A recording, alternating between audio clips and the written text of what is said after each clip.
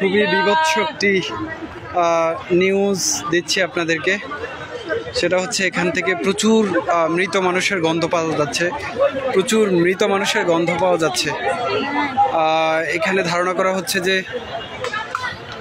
অনেক অনেক মৃত লাশকে এখানে কবর দেওয়া হয়েছে, পুঁতে রাখা হয়েছে মাটির মধ্যে। এখন প্রচুর গন্ধ আসছে এখান থেকে, মানুষ ঘুরে ঘুরে দেখছে কোথায় কি আছে। প্রচুর এখানে গণকবর দেওয়ার শঙ্কা করা হচ্ছে। প্রচুর প্রচুর অনেক গন্ধ বেরোচ্ছে এখান থেকে। এই জায়গাটি হচ্ছে গণভবনের ভেতরের সামনের সাইড। অনেক মানুষকে এখানে পুঁতে রাখার আলামত পাওয়া যাচ্ছে। আমি আপনাদেরকে একটু দেখাচ্ছি। এখানে এই যে নতুন চিহ্ন দেখা যাচ্ছে, চিহ্ন দেখা যাচ্ছে যে এখানে গণকবরের চিহ্ন পাওয়া যাচ্ছে গণভবনের ভেতরে। প্রচুর মরা লাশের গন্ধ বেরোচ্ছে এখান থেকে। এখানে উৎসুক মানুষ দেখতে পাচ্ছে।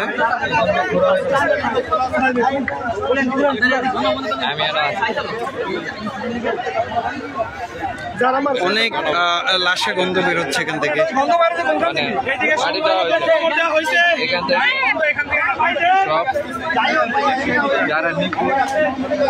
এখানে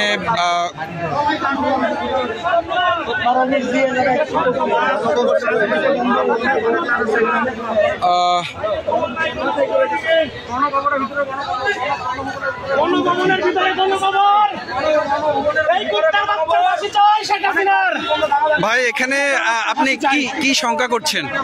ভাই এখানে 1000 উপরে মানুষের গণকবর দেওয়া হয়েছে ভাই গণভবনে। জি, 1000-এর উপরে গণকবর দেওয়া হয়েছে।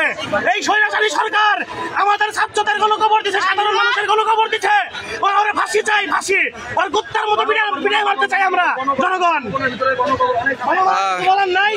জি জি, ধন্যবাদ। ফাঁসি দেওয়া, ফাঁসি দিতে হবে ভাই। এখানে সবার দাবি একটাই, ফাঁসি দিতে হবে। জি, ইনশাআল্লাহ। জনগণের একটাই দাবি, সাধারণ মানুষের দাবি, আমাদের ছাত্রদের দাবি, সবার দাবি ফাঁসি চাই। আমরা আর কিছু চাই না, ফাঁসি চাই, ফাঁসি চাই, ফাঁসি চাই, ফাঁসি চাই। এই মুহূর্তে এখানে মানুষ ক্ষোভে ফেটে পড়ার মতো অবস্থা।